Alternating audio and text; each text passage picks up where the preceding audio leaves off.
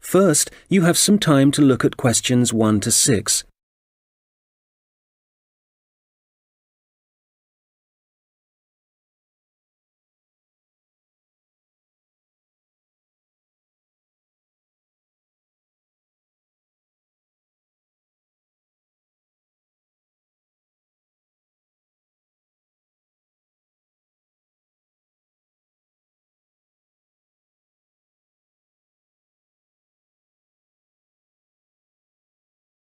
Good morning, Dave speaking.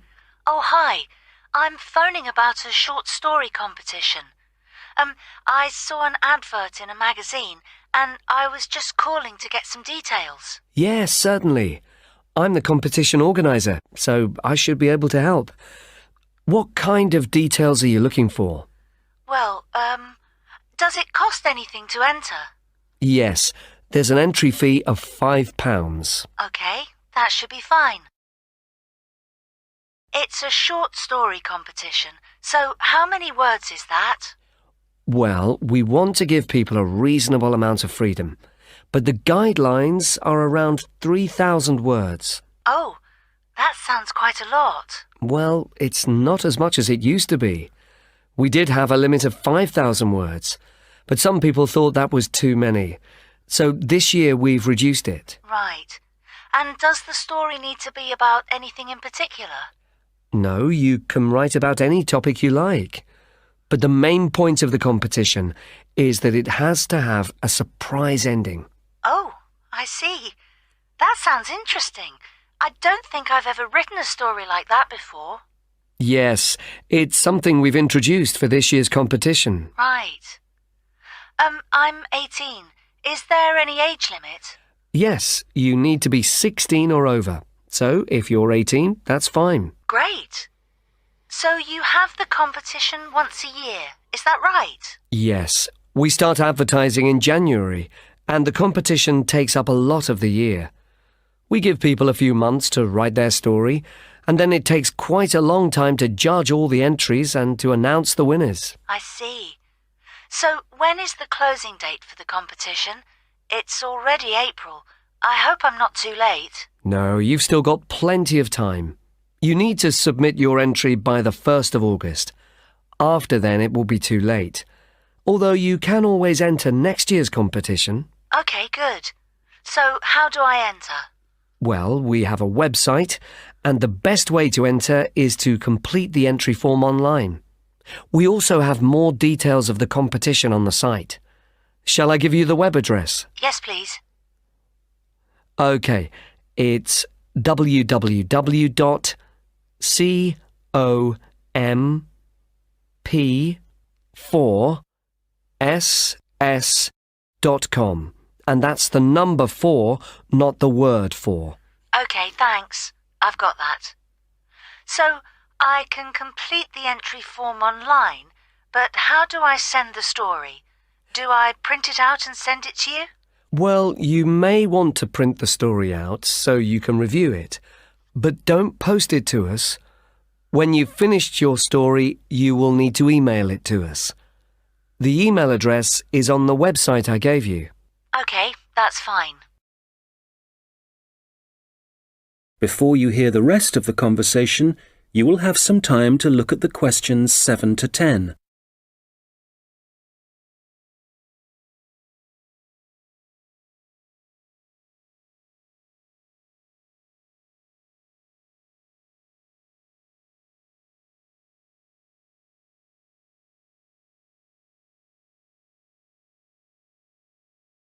Now listen and answer questions 7 to 10.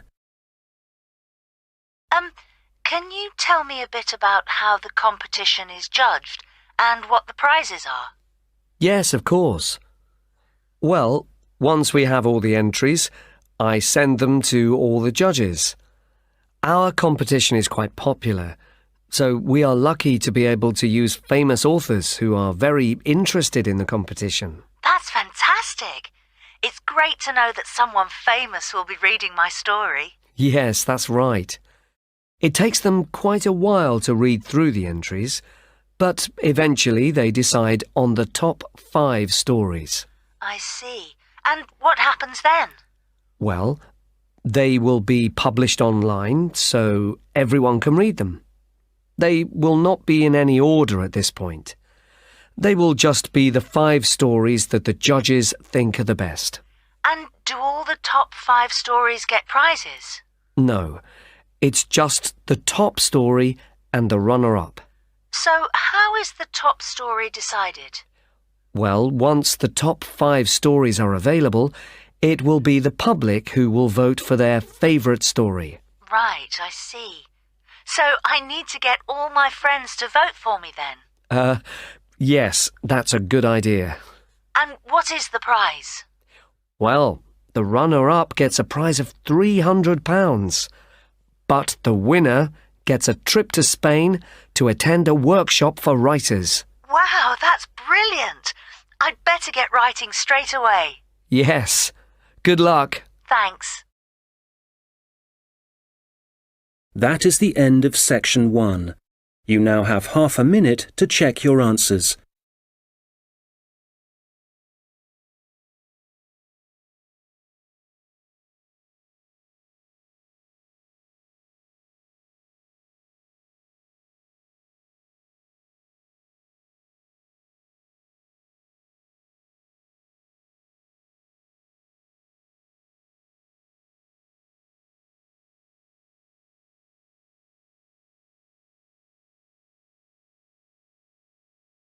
Now turn to section 2. You will hear a guide talking about a sea life centre. First, you have some time to look at questions 11 to 17.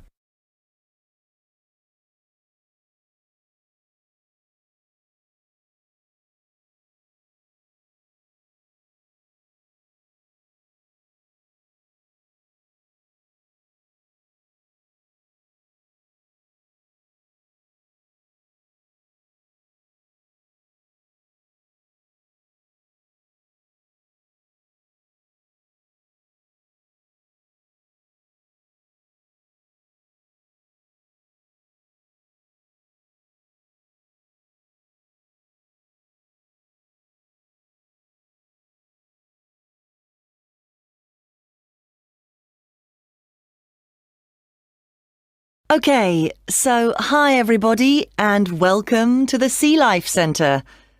Before you start on your tour, I'd just like to give you some information about things to look out for as you go. Well, first of all, I guess some of you may have been here before and may be surprised to see the name has changed. We're not called World of Water anymore. Since the beginning of this summer, we've been renamed, and we've also made a few other changes. However, the main attractions like the aquarium, the crocodiles, the penguins and so on are still here. But we have a new restaurant and picnic area, and the latest thing that we have, and it was only finished last week, is the splash ride. This is an exciting new area of the centre and is pretty scary, and of course you do get a bit wet, so make sure you're not wearing your best clothes. As I said, the main attractions are still here, and the most popular thing that everyone wants to see is feeding time, especially for the crocodiles and the seals. We used to have the main feeding time in the afternoon at around 3 p.m. But we found that some of the animals got a bit hungry waiting until then, and so we now have it at noon. They seem much happier with the new time, although it's a bit difficult to know what they're thinking. Now, I'd like to mention something new that we've introduced this year that we're very excited about. It's called a VIP ticket. The VIP ticket costs an extra £2 per person, and you will be amazed at what it allows you to do. With this, you'll be allowed to feed the sharks. Now, I know that for some people, this might be quite a frightening thing to do, but it is perfectly safe. For those of you who are a bit unsure, we do have a video you can watch to see what happens. It's a great experience, and your friends will be very impressed. Speaking of friends, I'd just like to remind you that the Sea Life Centre will be more than happy to organise a birthday party for you and your family and friends. If you need more details, you can speak to me afterwards, and there are also forms at the entrance that you can fill in. I'd also like to bring your attention to the good work that the Sea Life Centre is doing in support of animal conservation. I'm sure you're all aware of the worrying situation with a large number of species facing extinction. Here at the Sea Life Centre, we're taking action by asking as many people as possible to sign a petition. Once we have over 5,000 signatures, we are planning to send it to the government in the hope that more people will begin to take it seriously. Right, well, there's obviously a lot going on at the centre and a lot of things to discover. At all the attractions, there is helpful information, so please read as much as you can, and if you want to see what you've remembered, please do the quiz after your visit. There are no prizes, of course, but I'm sure you'll be surprised by how much you've learnt. Before you hear the rest of the conversation, you will have some time to look at the questions 18 to 20.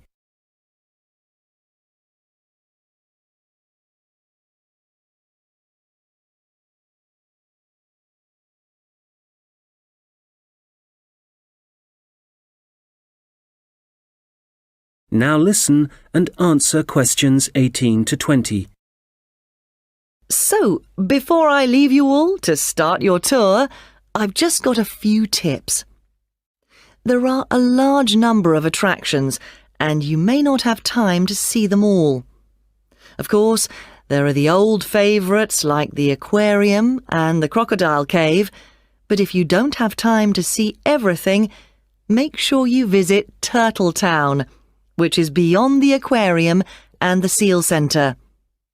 This is very special and has a large number of endangered species, and as it's at the far corner of the Sea Life Centre, it often gets overlooked. I also have to apologise for the Penguin Park. This has needed some urgent work to be done, and so will not be open for the next week. We're very sorry about this, but I'm sure you'll find the Seal Centre, which is directly opposite it, will keep you entertained just as much, if not more. We're also very busy today, as you may have noticed on your way in. Everyone starts here at the aquarium, but as it's so big, there's no waiting to get in. But today, we're expecting a lot of people to want to see the crocodile cave, as a couple of eggs have hatched out. So expect delays there and, if you like, move on to the Seal Centre first and then go back when things are quieter towards the end of the day. So, I'll leave you now, but if you have any questions, I won't be far away, and have a great time at the Sea Life Centre. That is the end of section 2. You now have half a minute to check your answers.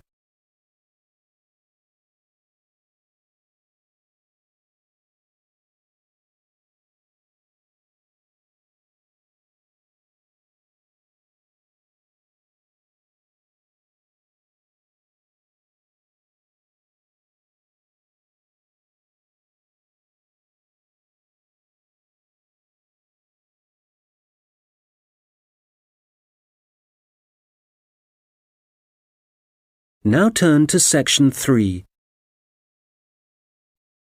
You will hear two students talking about their university studies. First, you have some time to look at questions 21 to 26.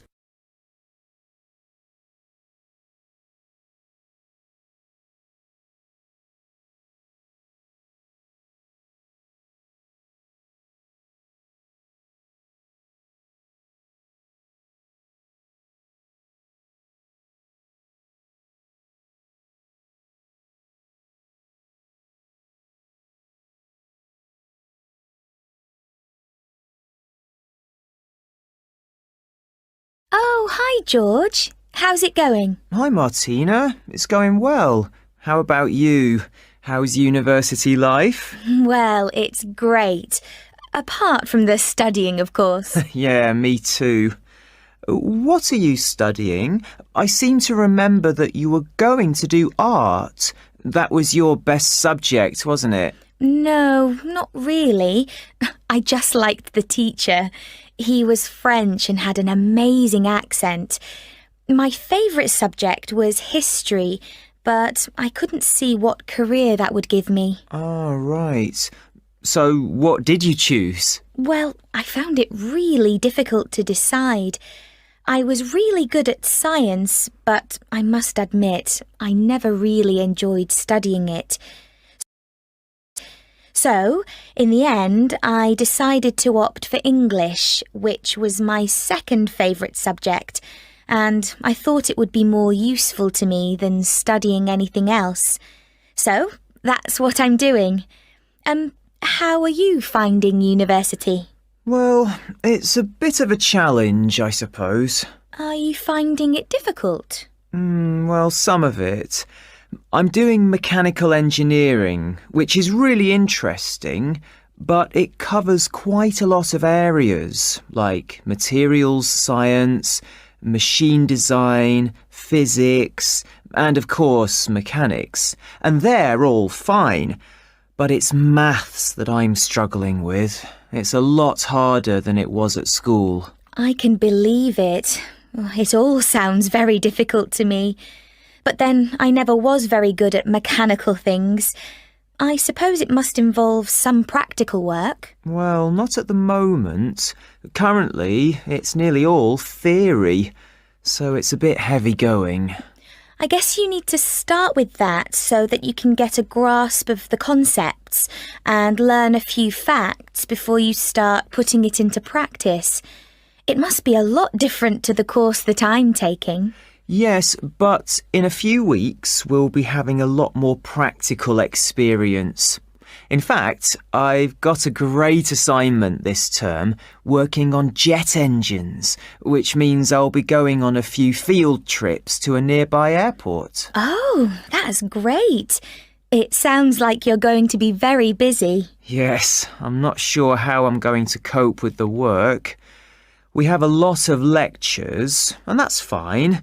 The lecturers are very knowledgeable, and I learn a lot from them. But we also have a lot of seminars, and I find with so many people expressing their views, it can get quite frustrating. It would be better if we didn't have so many of those. Yes, it's the same for me.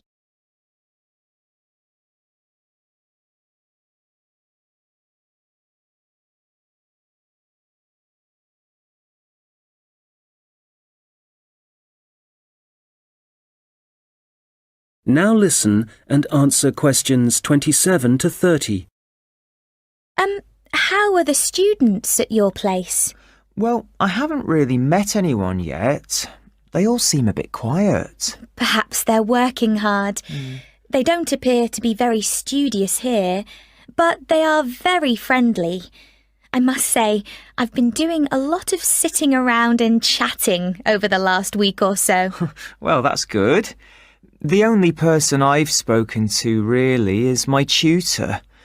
He's very approachable and seems to understand how difficult it can be starting university. It's good to have someone you can talk to, and he may help you meet other students. Actually, that doesn't bother me. I'm bound to get to know some people sooner or later. It's more a question of finding out what I need to do, where to go and so on. I hope he can help me with that. Oh, I would have thought so. Well, we certainly have a lot of work ahead of us. It seems like a long time, doesn't it? Studying for 3 years. Yes, it does. But I'm sure it'll go quickly. You know, I'm really dreading the first assessment. Yes. For the course I'm doing, we have to hand our first one in at the end of next month. Really?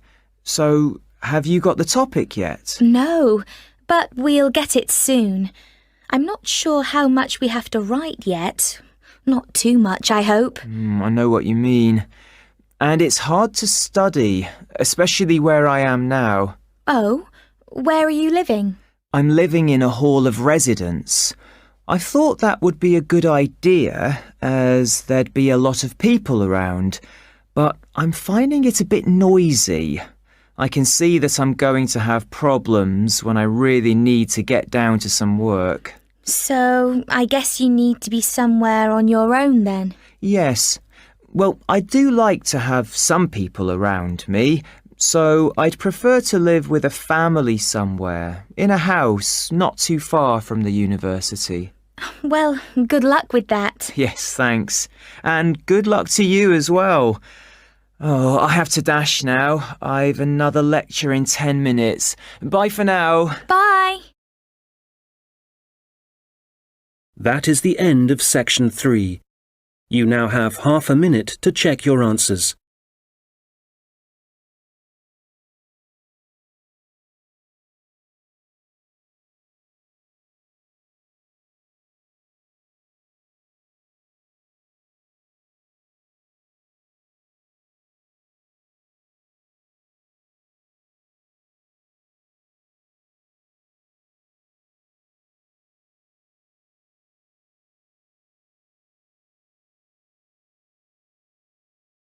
Now turn to section 4.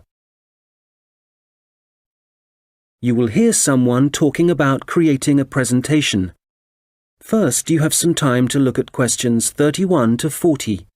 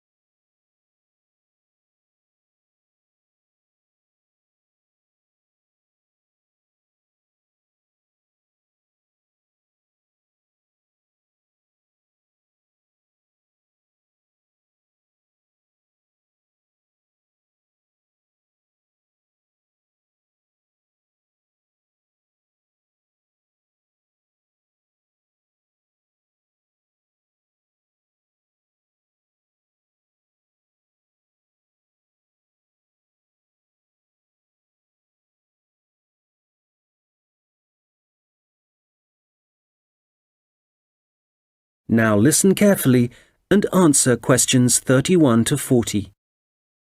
Hello, everyone. You've all been given an assignment for your sociology course, which will involve giving a presentation to the rest of the group. And so today, I'm going to be giving you a few tips on how to prepare your presentations.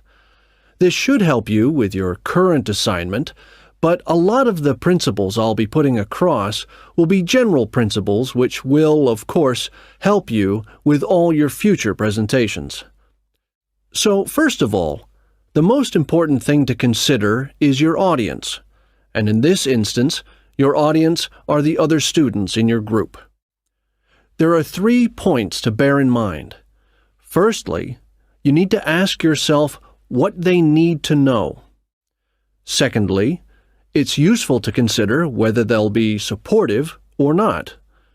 And thirdly, will it be a small group, say 3 or 4, a moderate gathering of 20 or so people, as for your current assignment, or will there be hundreds of people?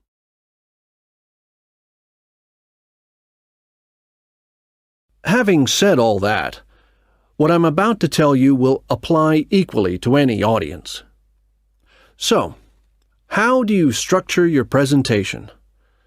Right at the beginning, you should tell them something that forces them to pay attention. This could be something surprising or even shocking, but it needs to be relevant.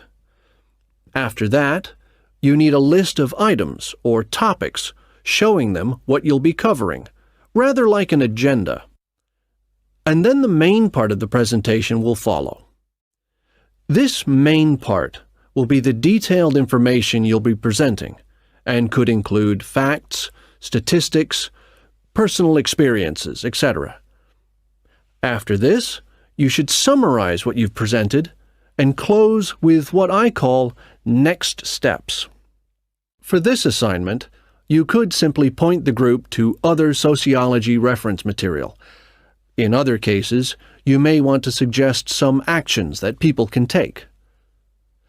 Now, what about the design of the slides for your laptop? Well, the important thing here is to be consistent. You need to have the same type of font and use the same color and size for the same elements.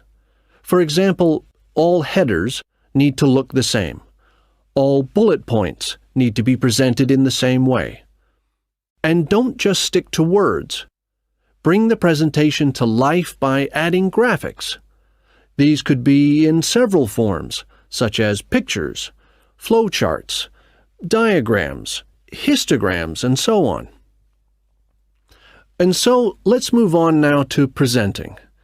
You have your presentation prepared and you're ready to start. Well, it's important to give a good impression from the start. So take 3 deep breaths, look at the audience, no matter how frightening they may be, and be enthusiastic and energetic.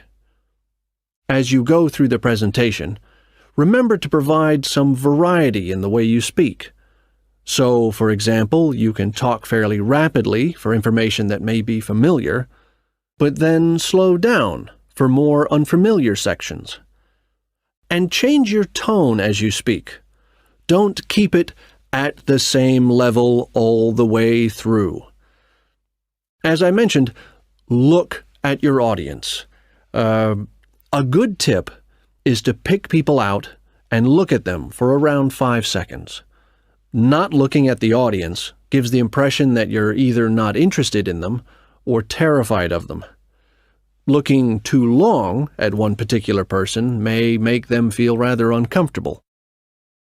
There may be points in your presentation that you want your audience to really absorb, and in order to make important points stand out, you may consider adding silence right after these. It will give people time to reflect on what you've just said. Also, you may be presenting complicated ideas or technical details, but try to keep everything as simple as possible. Use simple words and as few as possible. And be clear. If you say something like, "This appears to be," it implies uncertainty. So using weak verbs such as appears, seems, could be, etc., needs to be avoided. I'll just finish off with a few thoughts on questions and interruptions from the audience. You may choose to invite questions from the audience as you go, or ask them to wait until the end. Either way, questions should be encouraged, as it provides you with some feedback on how interested the audience is and how well they're understanding you. When a question is asked, you need to provide an answer that is as accurate as possible. So, initially, my tip is to repeat it. This will ensure you have heard it correctly and will give you a few seconds to gather your thoughts. Interruptions, on the other hand, can be unwelcome, and you may get them for a variety of reasons. It's likely, however, that there's something in your presentation that's unclear or confusing. So my advice is to reduce problems by reading through your presentation beforehand and predicting potential points which could cause interruptions. You may then want to change that part of your presentation, or at least you'll be prepared if someone does interrupt you. Now, do you have any questions? That is the end of the listening test. In the Ielts test, you would now have 10 minutes to transfer your answers to the answer sheet.